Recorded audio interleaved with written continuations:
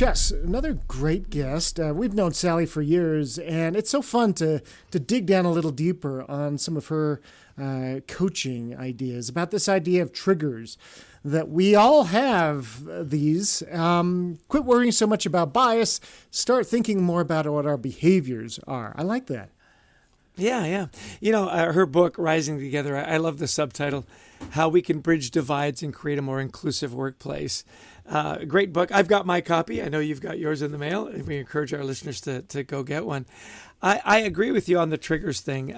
To me, what really resonated was tell yourself a different story. Mm-hmm. Find a positive story. Yeah. That maybe they're reacting this way, not just because, I've categorized them as this or thus and such. Maybe there's something going on at home. Maybe there's something they're doing to defend their heritage or their views or whatnot. Tell a better story. Find a more positive story. That really resonated with me. And she also said, and then act like you believe it.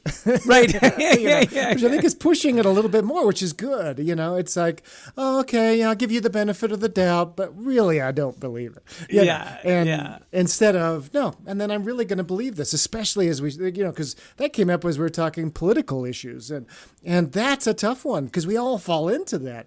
But no, act like you believe it. Another one was, coming back to this idea of unconscious bias. I think I told you I was I was giving a training to a good sized financial company, and they said they'd just done some unconscious bias training, and their chief legal officer raised his hand and said, "We don't have any of that around here."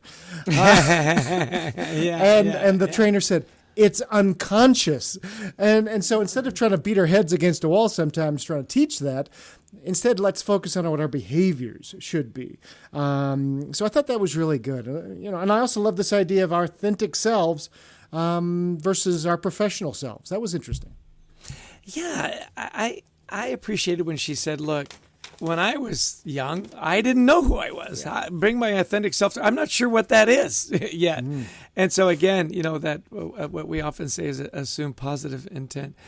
One other takeaway for me was, and you brought it up in your question about the political divide and how it can be so toxic, and people aren't talking to each other at work because, they're red or they're blue or whatever, right? This idea where you come out and say, look, we're not going to censor you. What we want you to be is, just be aware, be kind, be considerate, treat people well. And isn't it interesting that we have to remind ourselves to be kind and nice? And it's gotten so toxic. It's such a shame. It is, but it comes to that idea of humor, too, that we talked about for a moment. And I was listening to a couple of very conservative people chatting the other day, and one of them was talking about wokeness, and then the other one said, she said, you know what? She says some things do need to be censored, and it just shut up the conversation, because there are, and Sally's right. There are things we shouldn't be making fun of somebody's sexuality or where they're from or, different things. We shouldn't have been doing that anyway. So there are some things where we do need to be more aware, but you also not beat ourselves up if we misstep now and then. We're all going to make mistakes with humor. We still need it in our cultures, though. Sure. I loved her mantra when she said, I get up every morning and I say, will I be of service? Will I be a contributor? And will I bring joy? I think that story that you tell yourself first thing in the morning can be very powerful. Set yourself up to have a day full of service and to make a contribution and bring some joy, some levity, make people smile.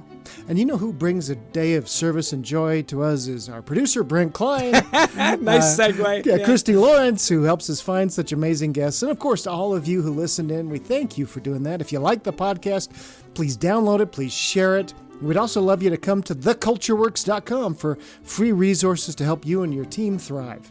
Right, and we love speaking to audiences around the world, whether it's virtual or in person, on the topics of culture, teamwork, mental health, and resilience. So give us a call. We'd love to talk to you at your event as well. Well, Adrian, it's always a pleasure to be with you. You do bring great service, and you make incredible contributions, and you obviously always bring the joy. So thank you, my friend. Well, thank you, and thanks everybody to joining us again today. Until next time, we wish you the best of mental health.